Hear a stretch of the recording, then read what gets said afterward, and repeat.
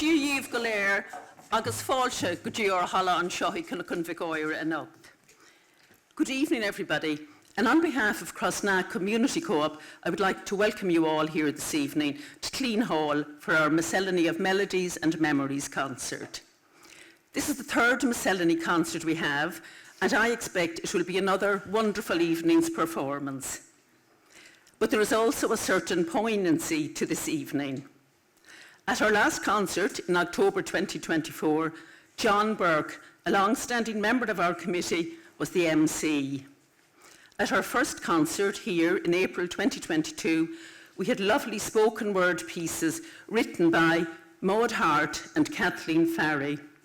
All three have now departed this life, and I would just like us to remember them this evening.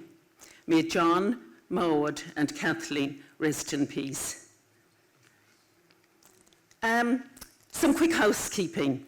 In case of emergency, the exits are the door you came in or the aisle doors there on my right. Can I ask you please to turn off or silence your phones?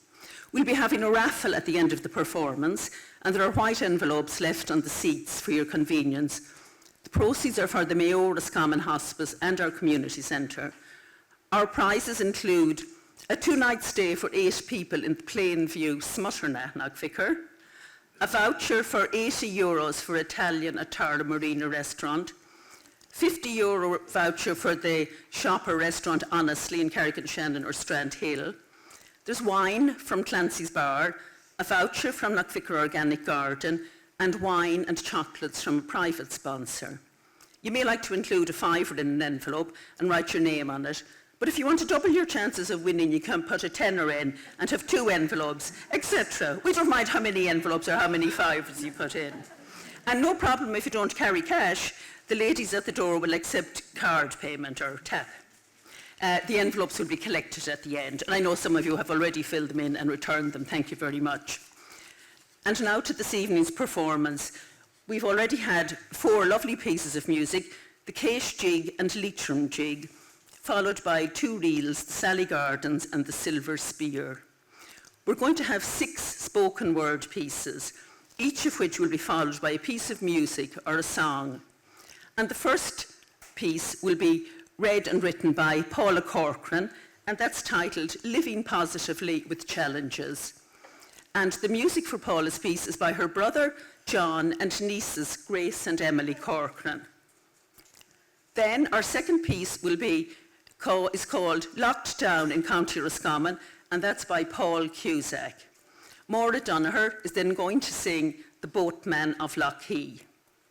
We're moving on then with a lovely piece written by Phil By.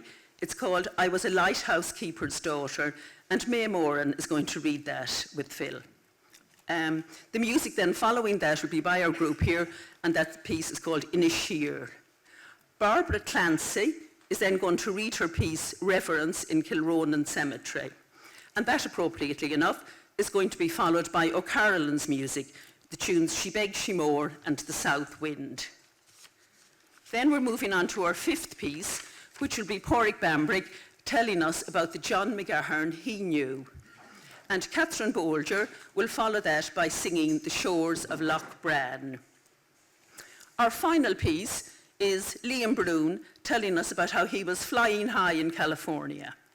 And that, appropriately enough, will be followed by the tunes by our group, Off to California and The Plains of Boyle.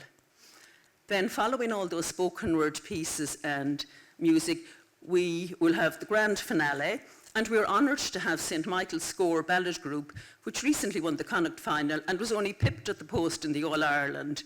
And that group consists of Aoife Guckian, Sorcha Gilboy, Niamh Reynolds, Ronan Guckian and Chloe McGuinness, and led by Anne-Marie Hart. So they'll be on after the readings and the music following the readings. Okay, so sit back, enjoy the performances, and I'll talk to you at the end. Thank you.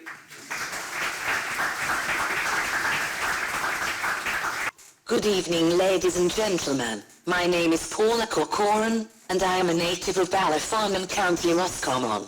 I am a physically disabled lady. I have cerebral palsy due to the lack of oxygen at birth. My family are very loving and supportive, and from the beginning we just got on with life. My very first teacher was Crossna's very own, May Moran, an absolute pleasure to work with. I am non-verbal and I had no assistive technology at the time, so May used a board on which she attached letters, words and numbers with sandpaper. That is how I learned to read and understand numbers. My family was determined that I would attend the local primary school in Ballyfarnan. As we drove up to the school, my school pals rushed out to take in my special chair, my large computer, my school bag, and they helped me get set up for the day ahead. They were there at small break to assist me with my coat, and out we went to play and chat. I loved the time with them. The teachers and the pupils were very kind to me and I thoroughly enjoyed my time there. My second one-to-one wonderful teacher was Suzanne Brindley.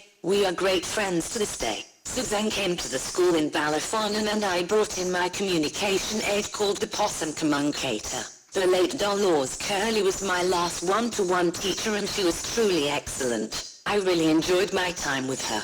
Through all this time I was attending the Central Remedial Clinic for appointments for physical therapy and to learn how to use assistive technology. I was growing and I needed bigger chairs and special seating, and because there were no facilities near us, my parents had to take me to Dublin and fight to get the things that made my life a little easier. My family was and is very supportive, but nothing was ever easy for us. When the time came for me to leave primary school, I cried. I was sad leaving my friends and I didn't know what was ahead of me. I was very determined to go to Boyle Secondary School. I wanted to be with my friends and be normal. But unfortunately Boyle Secondary School wasn't wheelchair accessible. The computer room, the room I most wanted to be in, was upstairs and inaccessible for me. I was at home for that year. I then went to a special school in Dublin, but I did not like it, so I will fast forward that time. I tried for a place in the day centre in Boyle,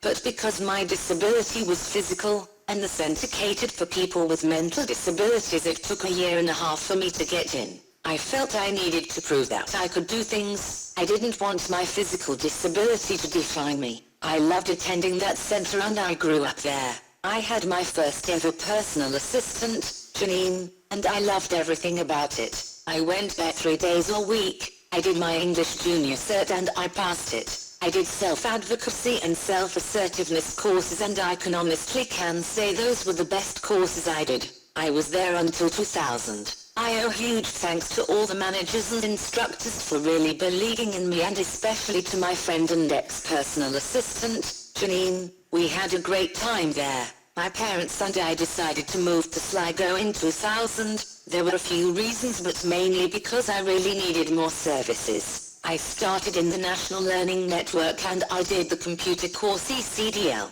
I went there 3 days a week. Unfortunately, in 2003, I became extremely ill. I could not wake up one morning. Poor Mum came in and found me totally unconscious. When I ate food, it went to my lungs, and that morning I could not wake up. I was taken to the hospital and it took doctors a full 12 hours to get me back awake, which thankfully they did. I now have a trachea and a peg feeding tube. I am fully nil by mouth. It's hard sometimes, but I am healthier and stronger now. I live in a lovely apartment in the Abbey View complex, run by Cheshire Island, in Sligo. I love music. It is pop and especially rock music, Status Quo and Meatloaf. My 4 wonderful brothers and my sister made my wild side come out, and my time at home with them during holidays was very happy. Yes, I will say I am happy. I am now 50 years old. A big shout out to my wonderful family and my good friends. Thanks very much.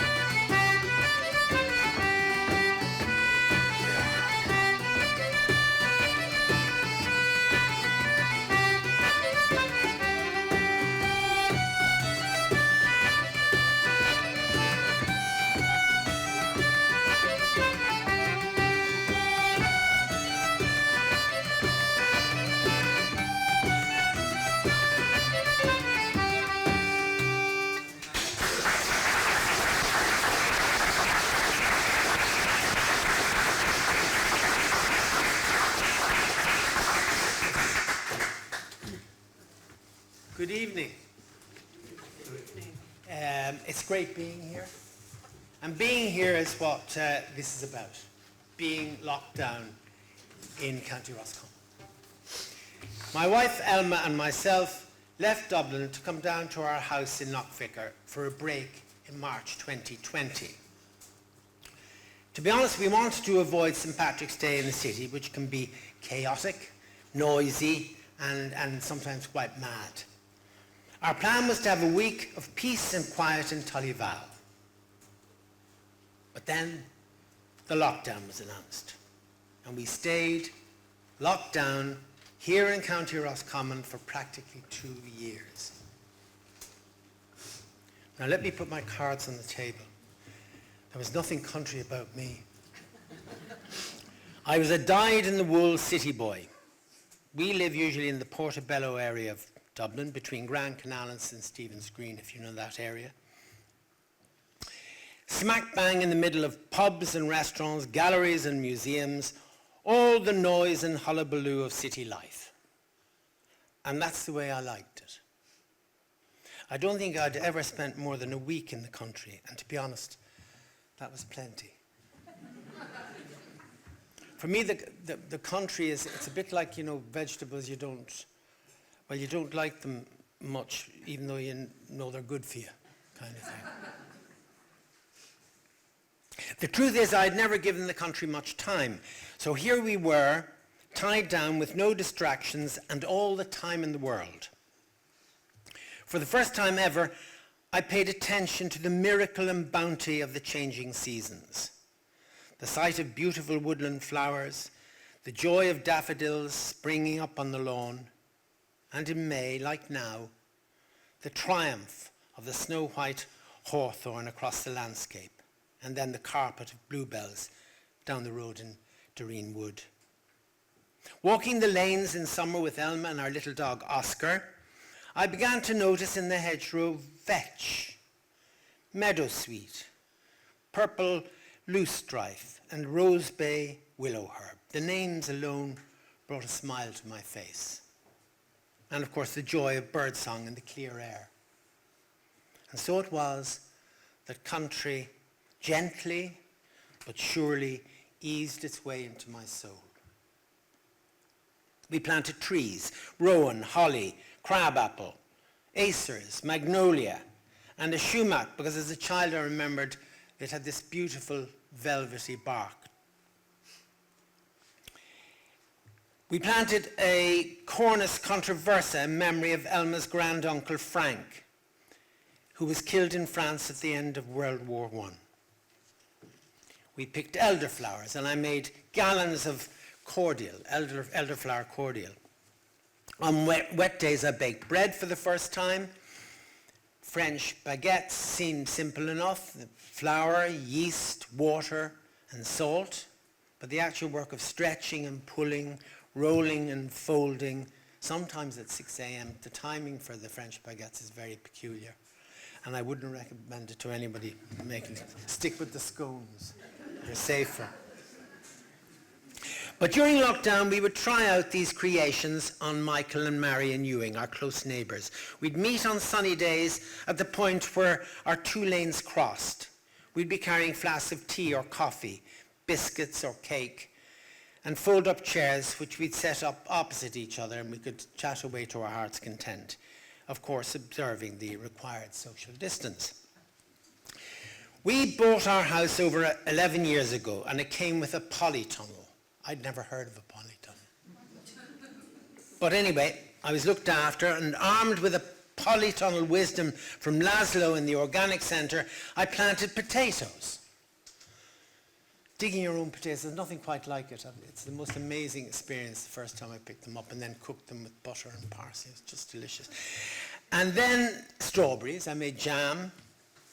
And then when the black currants came, I made more jam, and then the blackberries more again. Seemed to go on forever. Elma took to pickling cucumbers, planting flowers, and weeding. I don't like weeding. On fine days, we'd wander around beautiful Lough Key or along the towpath of the Boyle River near Clarendon Lough, where we'd swim with the swans and float under the ash and alders down to the beautiful cut-stone bridge at Knockvicar, and then we'd dry off in the sun on the riverbank. It was bliss. Our evenings were often spent with a glass, watching the comings and goings of the birds as the sun set across the fields. On good nights, we had the thrill of clear, starlit skies. On rainy nights, we might pop into Clancy's at the crossroads to enjoy the coziness and a pint or two. I remember the very generous welcome we got from Anne the first time we were in Clancy's, insisting that our first pints were on the house. Indeed, what has meant most to us blow-ins from Dublin has been the welcome given us by everybody. There's a great sense of community in this part of the world, whether it's the weekly coffee mornings here in the community hall with Paul, Brian, Di, Anne, Michael and the rest of the gang, or stopping for a chat and a laugh on the lane with Turlock or Morris, or indeed an event like tonight. Thank you very much, Patricia and May, for setting this up. It's wonderful. A year before lockdown, all this would have been unimaginable to me. But at the time it was helped, I suppose, by the fact that we couldn't plan ahead because there was nothing to plan for, as we didn't know what was coming next. All we had was time. And what a wonderful gift that was.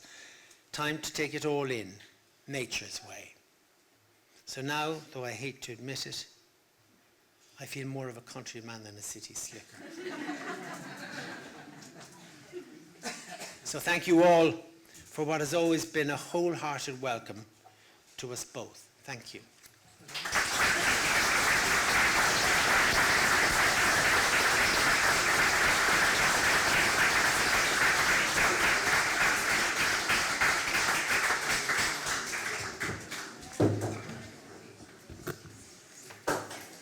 Boatman of Lucky. In an old historic churchyard in a place called Ballindoon, there sleeps a famous boatman in a cold and silent tomb. He's missed by all his many friends at home and over sea, and he's missed by all the children, the boatman of Lucky.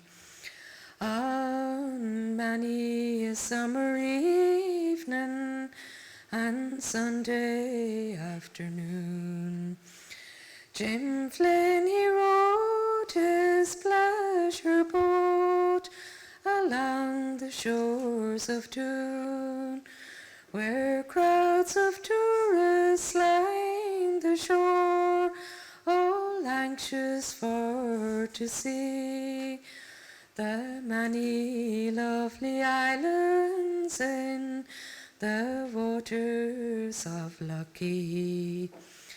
They'd proudly step on board with Jim and fear no hurt or harm.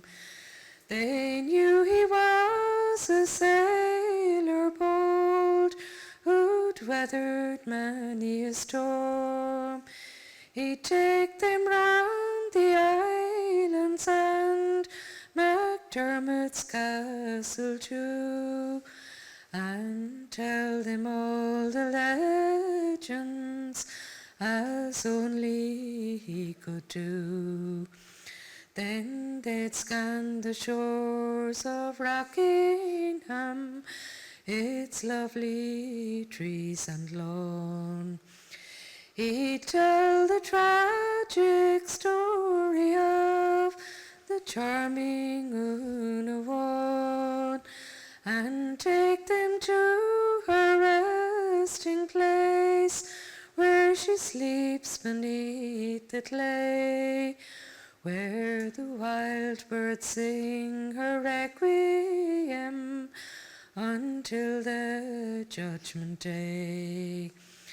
Now the summer sun, it shines once more, and the tourists crowd the shore.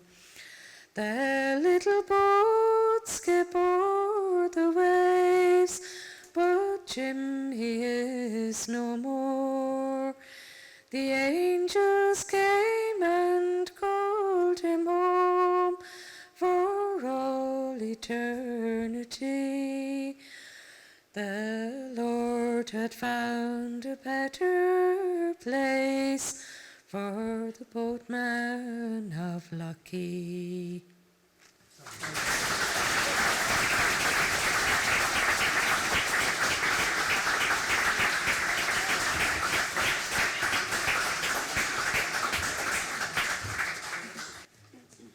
Hello, everybody. It's not often that we meet someone who spent her childhood on or near a lighthouse. Phil By, who's standing here beside me, did just that. Phil has written about that time in this piece, which I will read for you now. It's called I Was a Lighthouse Keeper's Daughter. My father, George Hearn, was a lighthouse keeper in various towers in Ireland. As a child, we travelled from lighthouse to lighthouse, from Fanet Head in Donegal to the Hook in Wexford and others in between. Daddy's first posting was Fastnet on the coast of Cork. This is the tallest and widest rock lighthouse tower in Ireland and was quite a distance from the mainland. I wasn't born when he was there. When Daddy was stationed at Bull Rock in Cork, I remember this was the time of the great storm of 1944-45. He would have been offshore, and my family and I were in a cottage in the local village of Allihies. I was only a small child, and there was Granny, Mother, my sister, 2 aunts and an uncle, all huddled together. It was particularly frightening, as the waves were extremely high, the winds were strong, and slates were blowing off the roof. From what I can recall, after Bull Rock, Daddy was posted to Roach's Point Lighthouse, but I don't remember this as I was away at school. After this posting, Daddy moved to Fanet Head. This was a little easier on the family, as we had accommodation on site. At this time, we also had a billy goat who had his own shed and was the nastiest creature on earth. I was old enough to help Daddy in the tower by winding the chains to keep the lenses moving. There was no electricity, so the lights were wound every few hours from dusk to dawn. I remember walking quite a long way to school in the mornings and in the evenings, and sometimes I would bring home groceries from the local shop. This was just after the time of the Second World War, and the large sea mines would come into the deep water close to the lighthouse. As children, we didn't know the danger and watched them floating along the mouth of Lough Swilly. A few years ago, I went with my daughter up to Fanet Head for a visit, and the lighthouse was open for tourists. My daughter explained who we were, and they showed us a board on the wall with Daddy's name and dates of service. It was very emotional. They cancelled the next tour up the tower and took us instead. We filled them in on our knowledge of the lighthouse in those days. It brought back many memories, especially the smell of engine oil and the sight of the winding chains. When I was 11, Daddy was transferred to Arranmore Island off the coast of Donegal. The lighthouse is 4 miles from the village of Libgarrow, where Mother, my siblings and I lived in a small cottage. There were 2 houses at the tower. Daddy lived in one, and the principal keeper lived in the other.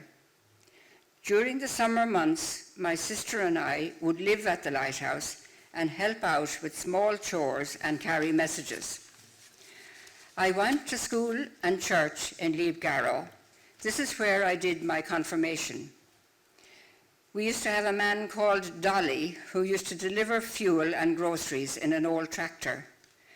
We had coal fires and the buildings were always beautifully warm.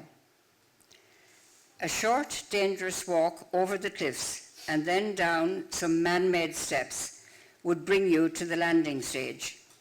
Here was an inlet where, in past times, supply ships would come in and there was a big derrick that would lift the containers off the ships. We used to go down there and fish for mackerel and pollock, keeping an eye out for swells because they could easily wash you away. A couple of miles down the road was a freshwater lake, and often Daddy would fish for trout. They call it poaching nowadays. In the village hall at Leibgarrow, Daddy set up a cinema that would show films that he had sourced from the mainland, things like John Wayne westerns. Everybody loved the cinema, but the only problem was no one would turn up on time, making it an exceedingly long evening. Arranmore was my favourite lighthouse. From Arranmore, Daddy was transferred to Minehouse Lighthouse in Waterford. I recall that this was the first time I was taken to school in a motor car. We travelled to Dungarvan every day with the other lighthouse children. There was a big gang of us. We had our own garden and grew our own vegetables. Life was easier here. We were older. We swam in the sea and played cricket. Occasionally there were dances, and Daddy would be looking out over the balcony of the tower, checking what we were up to. The Hook Lighthouse in Wexford was the final placement for Daddy. He left the lights shortly afterwards for a new career. This was a great lighthouse, quite different to the others in that it was from medieval times and a different shape, short and squat, as opposed to being tall and thin. We lived in accommodation on site and had our own chickens. The village of Featherton-Sea was close by, meaning that we were part of the community rather than being in a remote outstation. We were not there very long, and it was a fitting end that Daddy finished his lighthouse career in the place he was born. Thank you very much, Phil.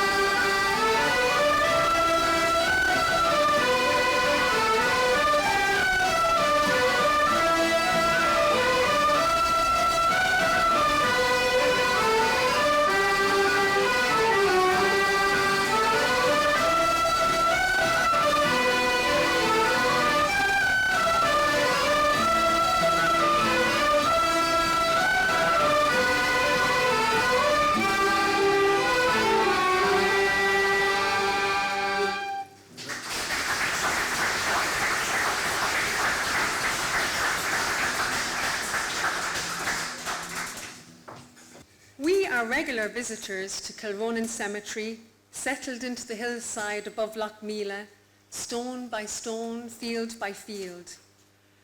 The centuries and stories here stretch back to the time of the saints, when St. Lasser and St. Ronan built their church on this slope. In the 1980s, the blue Volkswagen Jetta would be packed for the journey from Mullingar. Dad drove, Mom managed everything else.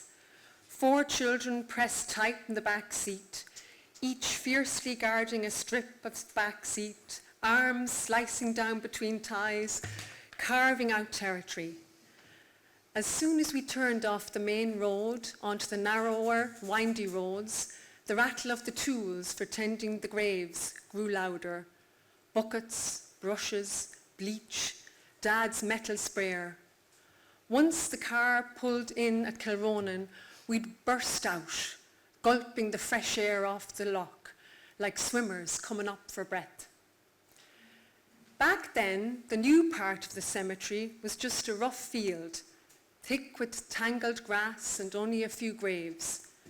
Mary Kate, Dad's aunt, was among the first to be buried there, at the very top of the hill, followed by my grandparents.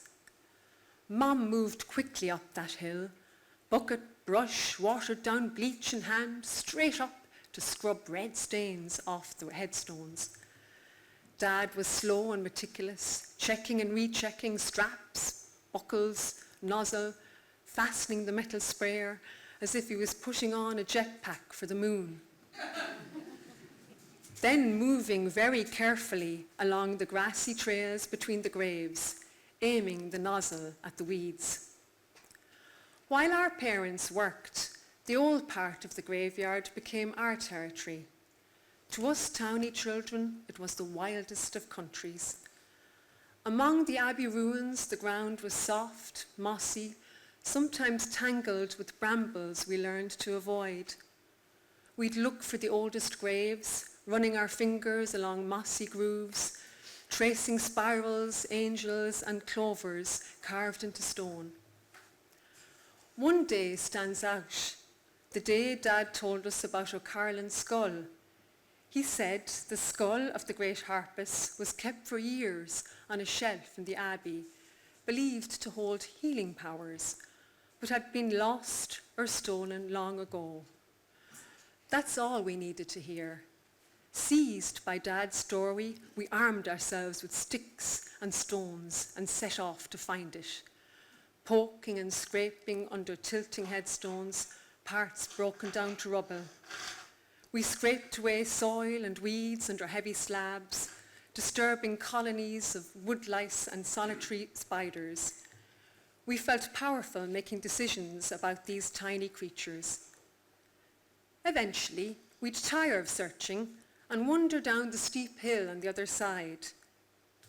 Arms outstretched, grabbing onto each other, slipping in winter on loose stones and muddy paths, arms high in summer to push through stinging nettles and thistles, always glad to make it down between the 2 yew trees and out under the old stone arch. Then we'd cross the road to St. Lasser's Holy Well, set back behind iron railings and a swing gate.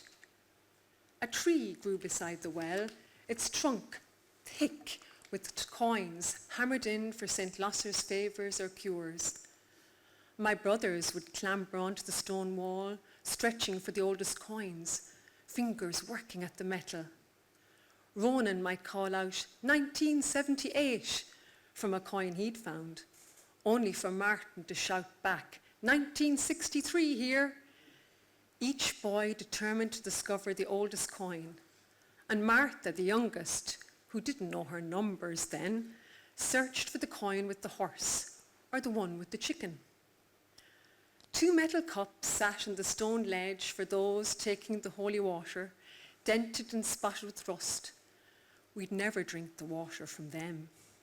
But Martin made a game of scooping up water in both cups, spinning around with his arms out and flinging it in great arcs up over our heads until we were all well doused, mouths open to catch the drops of holy water as they fell. Nearly 40 years pass. On a wet, blustery cemetery Sunday, Mass can't be held outdoors at the well. Instead, we are directed to the Church of the Nativity of the Blessed Virgin Mary in Keeju. The church is packed, raincoats rustling, umbrellas shaking. We 4 siblings, scattered now with our own families, find seats where we can. Amid the flicker of candles and hush of prayers, the stained glass window before us shows saints in coloured light, with storm clouds moving behind. I look closer and see St. Lasser and St. Ronan side by side in the windows of the side chapel. Only then do I realise St. Lasser, her face all lit up, is not a man, but a woman. That moment unsettles me, and quiet questions follow me home. I begin to read up on Kilronan, learning that St. Lasser was St. Ronan's daughter. I read about O'Carlin, and after emailing the National Museum, discover the skull we once searched for is in safekeeping there, not lost or waiting to be found. Later, sorting through old things, I find a photograph, the 4 of us sitting side by side on Mary Kate's grave, each holding a green HB Fat Frog ice pop. In the TV ad, a frog sang about it being like no other water ice.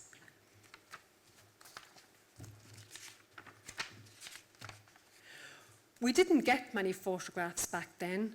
When one was taken, we waited for it to be developed, and oftentimes when we got it back, someone's head was missing, or the whole thing was a blur. But in this photograph, all 4 of us, even the dog with his tongue hanging out, are looking straight into the camera, a miracle on both counts. That photograph takes me right back to that spot at the top of the hill. If you stood there now, you'd see Kilronan as if you too had been there in that photograph with us. The abbey ruins are still there, no houses, no sign of modern life or the world's hurry. The light still moves across Loch Mila, the water still mirrors the sky, Knockranny Woods and the fields across the loch are still green. From visit to visit, the only change is the slow appearance of new graves and new names on headstones. My dad's is among those names now. The blue Volkswagen Jetta, the tree with the coins, the old metal cups and the HB Fat Frogs are all gone now too. But on every visit, Mum is still there, sometimes with her bucket and brush scrubbing. The stories I believed as a child have changed. O'Carlin's skull was never really lost, even as we searched for it back then. St. Lasser isn't the man I once thought, but what does remain are the memories, as steady as the ruins and stones, as sure and certain as the view from the top of the hill in Kilronan, always waiting for us.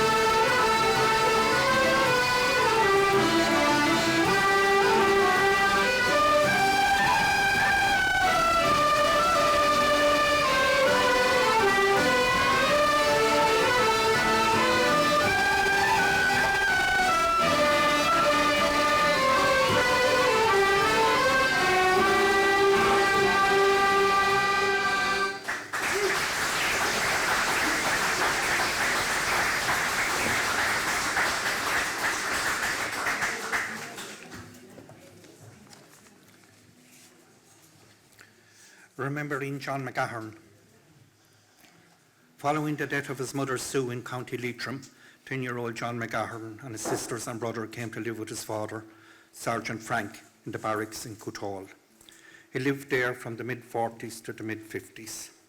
He attended the Presentation College in Carrick-on-Shannon, cycling there from the barracks up Cox's Hill, along the banks of Drumharlow Lake and across Hartley Bridge. A tranquil journey, uncompromising in its beauty. He was a star student. When I attended there in the late 60s, his picture hung precariously in a matchstick tin frame in a classroom above the science lab. He was dressed in a tweed jacket, shirt and jumper. In the picture, his face exuded sadness. Cootall village and its people became the font for much of John's fiction. The publication of the barracks caused consternation among the Cootall people as they believed they were not portrayed in a positive light. The banning of the dark, leading to John being sacked from his teaching job by Archbishop McQuaid, vindicated the villagers' opinion. I was a member of St. Michael's School Band in Cootall at that time. John contacted the school principal, Mr. Lavin, and it was agreed that his publisher could film the band marching in the village on St. Patrick's Day. He arrived on a cold, overcast day, accompanied by his new wife, Anna Lasky, and camera crew. He was spectacled, suited, and self-assured. The filming lasted a few hours, with the band marching to and fro from the site of Shivnan's Forge, past the rectangular field, now Oakport Estate, and to the barracks. We were extras. But unlike the extras in the Banshees of Inisherin, there was no shared pay and no perks. John left for London shortly afterwards, and his visits to Cootall were few and far between. He returned in the early 70s and purchased a small farm in Leitrim, described by his father as a snipe run. The following 20 years were spent farming and writing, and he was back in the news again in 1990 with the publication and nomination for the Booker Prize of his novel, Amongst Women. I first conversed with John at the Patrick Kavanagh weekend in Carrickmacross in 1990. John was the main speaker at the event. He swayed into the cinema late in the evening, carrying his briefcase, clad in his customary brown overcoat and tweed cap, and proceeded to read passages from Amongst Women to an appreciative audience. When he discovered I was a Cootall native, he became oblivious to the presence of others and fell into deep conversation about Cootall and its people. He inquired about the Cootall shopkeepers, farmers, and the men who were classmates of his in the 40s. As people drifted away, he invited me to join him for a drink in the nearby Muirmore Hotel. The conversation about Cootall and its people continued, only to be occasionally interrupted by autograph hunters. John talked about going to the Rigna coal mines a few weeks earlier to collect the supply for the winter. While shoveling coal into his trailer, he met a former classmate and had a very enjoyable conversation. Before we parted, he signed a copy of Amongst Women and dedicated it with affection for Cootall and the Boyle River. And he invited me to call to his home in Fina. In the years that followed, we've met at various literary events. We last met on Capel Street Bridge in Dublin in July 2005. He had arrived by train from Leitrim and was going to his house in Smithfield. He greeted me with, "I got great hay," and chatted about the death and funeral of the Cootall politician Sean Doherty, who had died a few weeks earlier. On Thursday, the 30th of March 2006, I returned home at lunchtime, and when I opened the front door, I heard the late Eileen Battersby on the wireless speaking about John in the past tense. He had died earlier that morning in Dublin's Mater Hospital. The following Saturday, I travelled to Ahawillan to attend his funeral. Men in high-vis jackets directed me to a parking space under the trees. Brian Friel, leaning on a silver-handled walking stick accompanied by his wife Anne, emerged from under the dripping trees and headed in the direction of the church. Seamus Hosey, an RTE producer, had positioned himself at the church gate and was identifying arriving mourners from Ireland's literary scene to the assembled press photographers. The hearse arrived, preceded by a Garda patrol car. John's coffin was carried in, shoulder high, by local men, followed by his wife and sisters.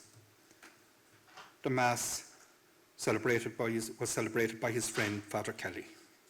It was a short Mass, no music, no eulogy, no sympathising. Local people remained outside. Tony Booth and his wife Stephanie leaned against the outside wall alongside two Cootehall farmers, former classmates of John's. His coffin was lowered into the grave close to the side of the church.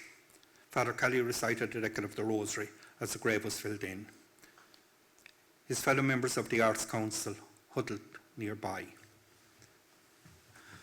As mourners dispersed and everyone began returning to their homes through the narrow Leitrim lanes, Seamus Heaney remained chatting amicably with Father Kelly. The Leitrim Observer, in its coverage of John's funeral the following week, reported they came from all parts, some as far afield as Cork and Wexford, gentlemen in Crombie coats, and fragrant females from RTE.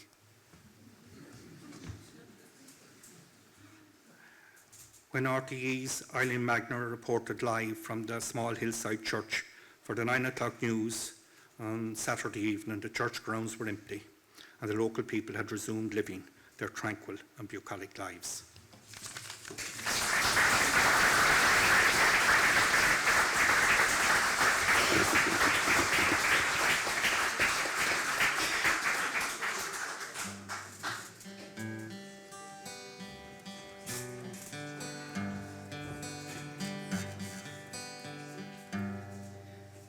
Sit you down, loyal heroes, sit you down for a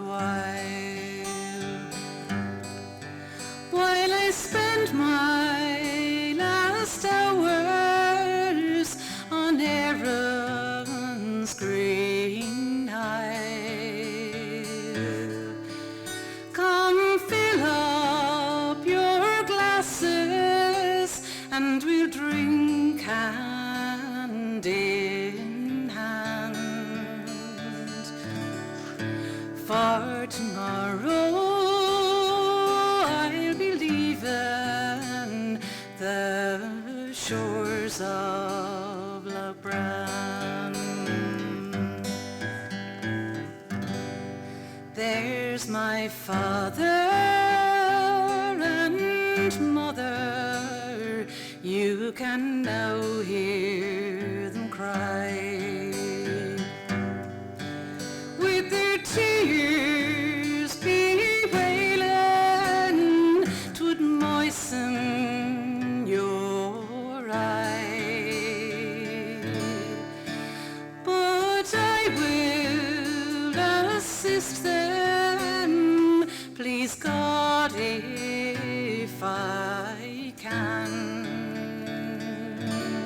while far away from lovely Erin and the shores of Lochbran.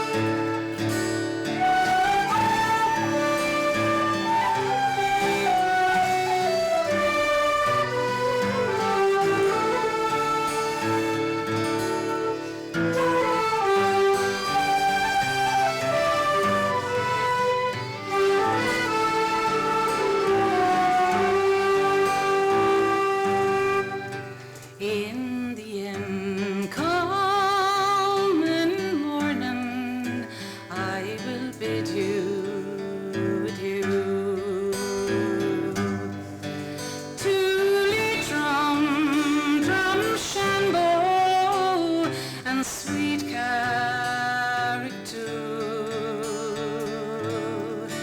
But no matter what fortune I shall meet far away, my thoughts will be with you both night and by day. My thoughts will be with you though life's journey spans far away from lovely Erin and the shores of Loch Brown.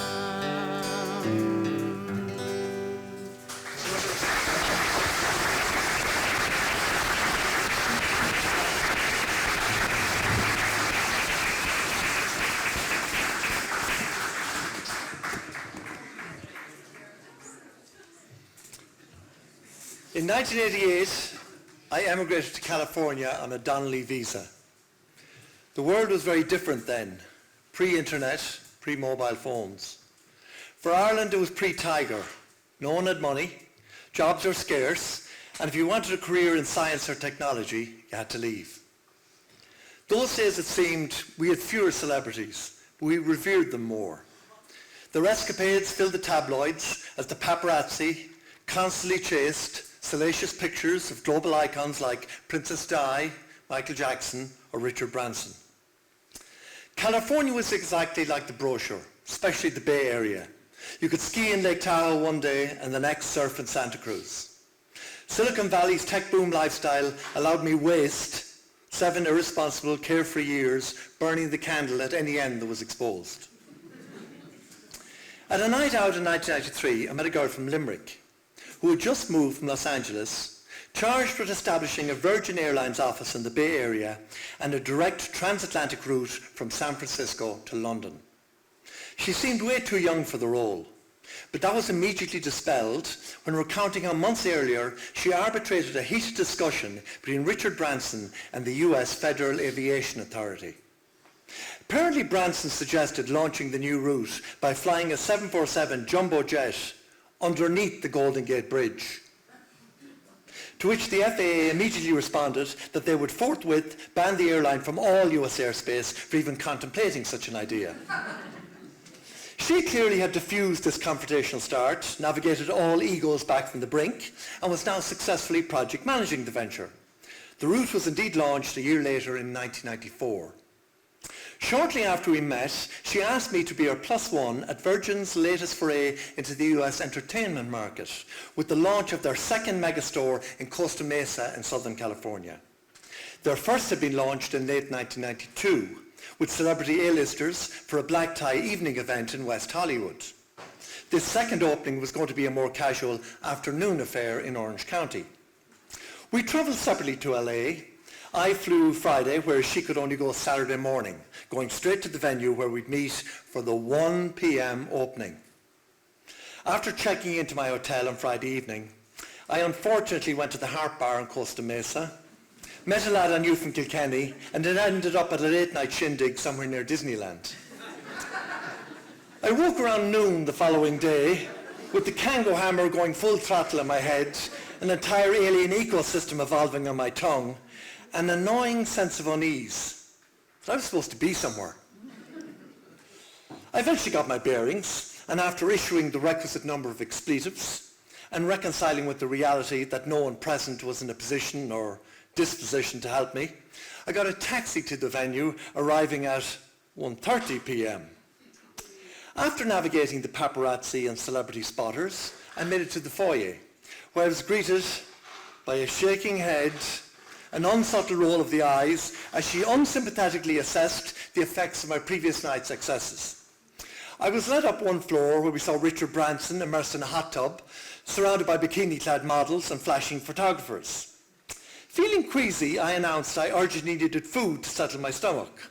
She snuck me in early to the dining marquee and went back to the reception, leaving me ravenous and all alone in a concert hall-sized tent full of top-quality grub. I worked my way sequentially through the dishes, breaking off to grab drinks from the refrigerated self-service bar. When people started to drift into the tent, I was well into the meat section, with several beers stocked under my left arm, leaving my right hand to continue the feeding frenzy. Engrossed in the desserts, I didn't notice my host and her employer arriving behind me. But once I did, I became absorbed as both impressively discussed business. I relaxed and resumed eating, leaving me totally unprepared for the line, "Oh, Richard, there's someone I want you to meet." I froze as I was tapped on the shoulder. When I reluctantly turned, Richard Branson faced a dishevelled freeloader with both hands full of food and drink, and a face smudged with a chocolate brownie like the nun in Father Ted. Everyone stared at Branson to gauge his reaction. He simply smiled and held out his hand. In Wimbledon fashion, all heads simultaneously returned to me. Yes, I could have left down the drinks or apologised saying my hands are full. But no, I compounded all my follies by proffering the little finger of my right hand. I'll never forget the look on Branson's face as he looked down at it. I saw my friend closing her eyes and not opening them for several seconds. Then she burst out laughing, followed by Branson and eventually everyone else, diffusing the very awkward situation.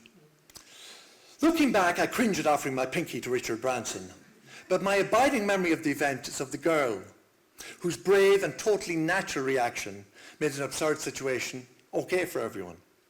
I guess it's no wonder she was in the job she was, and why San Francisco to London Heathrow became and still is one of Virgin Airlines' most successful routes. Cáilín Iontach.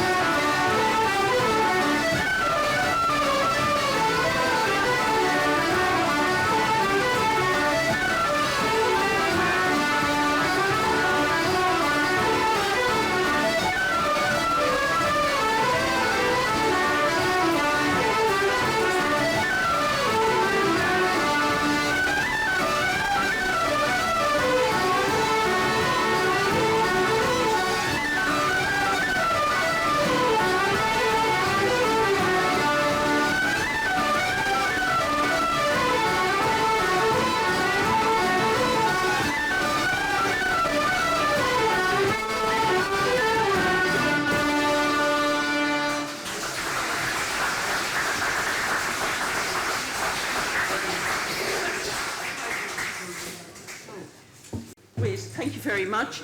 And I'd like to thank our musicians and readers very much. Now, just before we have our grand finale of the Score Connacht Champions Ballad Group, I'd just like to say that we have our raffle tickets, and if anybody wants another envelope or anything, you can do that, and the ladies will be going around to collect the raffle tickets now shortly. So just again, I'd like to thank the readers we've had: Paula Corcoran, Paul Cusack, Phil By and May Moran, Barbara Clancy, Pádraig Bambrick, Liam Brune, for your very varied and very interesting and very funny stories. Thanks very much indeed for those stories. They were excellent.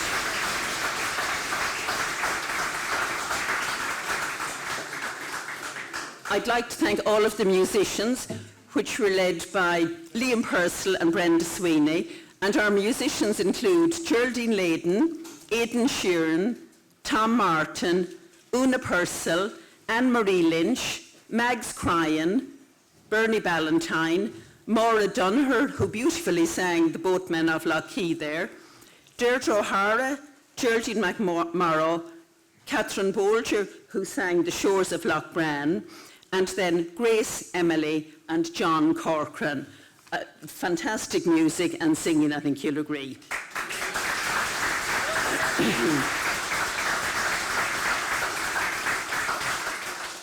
So now we are honoured to host the St Michael's Score Ballad Group, which recently won the Connacht final and was only pipped at the post in the All-Ireland. And the group consists of, and I'd like to welcome them on stage, Aoife Guckian, Sorcha Gilboy, Niamh Reynolds, Ronan Guckian and Chloe McGuinness. And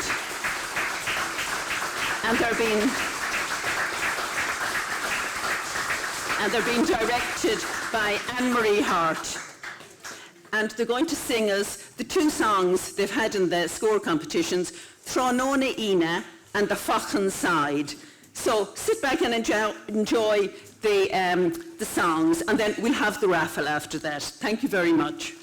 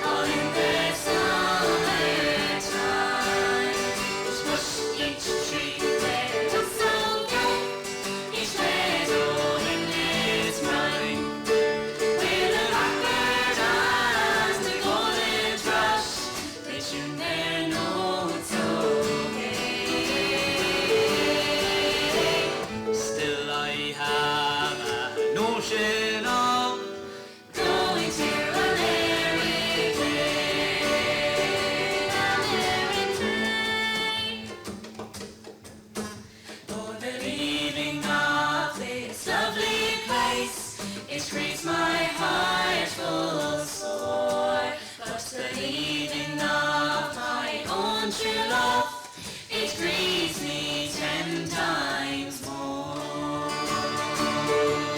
And if ever I return again, it's her I'll make my bride. I'll roll her in my arms, me boys, along the falling side. I'll roll her in my arms, me boys, along the falling side.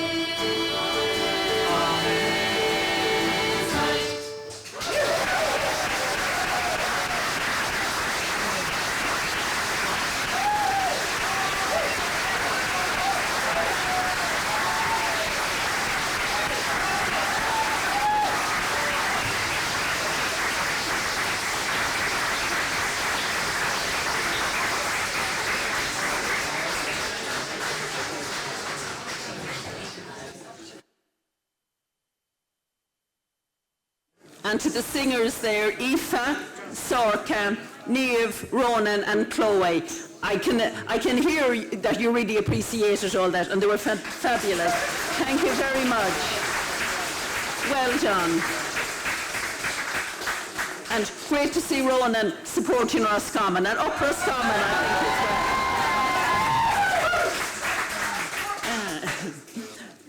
as well. So thanks very much indeed. So on behalf of Crossna Community Co-op, I would like to thank all the performers, Anne-Marie Hart and the Ballad Group, the authors and readers, the musicians led by Liam, and the singers Catherine and Maura.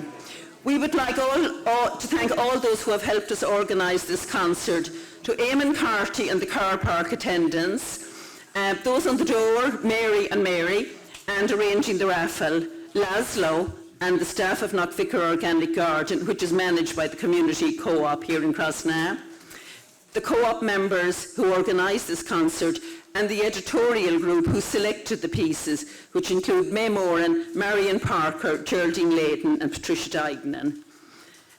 When commencing to plan this concert, we put out a call for stories. We were hoping to receive 6 suitable pieces, but we were delighted to receive twice that many, all of which were very good and interesting. So that presented our editorial group with a difficult task to select the 6 most suitable pieces. We did this on the basis of variety and diversity, to have different themes and different locations. But we're hoping that the pieces not selected this year may be included in next year's concert. So thanks to all those who took the time to write and submit a story. It is evident that there is an abundance of talent in this community as authors, singers and musicians. I'd also like to thank Louise Moran, who has done very good work in designing the posters and helping with our online publicity, and to Raymond Latimer of Latimer Printworks for printing our tickets and posters, and to the Family Resources Centre in Boyle for printing some of the documents as well. We're going to have a very good raffle coming up, and we'd like to thank our raffle supporters. That's the Italian at Tarla Marina restaurant, fabulous restaurant just up the road. Honestly, the restaurant shop in Carrick and in Strandhill. Our own Knockvicar Organic Garden, Clancy's Bar, and the private sponsors. So thanks very much to all the sponsors of that. I'd like to thank our ticket stockists as well. Brian Kelly at Better Buys in Boyle, the Unawan shop in Boyle, and Healy's and Killorans in Ballyfarnan, and Clancy's and our organic garden as well. Thanks very much to all those who stocked the tickets.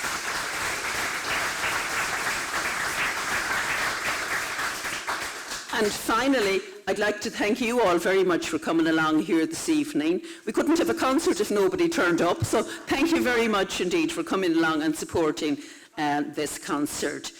So I think I can hear that you did enjoy the performance, and that's good. We look forward to seeing you again next year at our next Miscellany. So thank you very much. Ihawai agus gurda míle maithagwibh.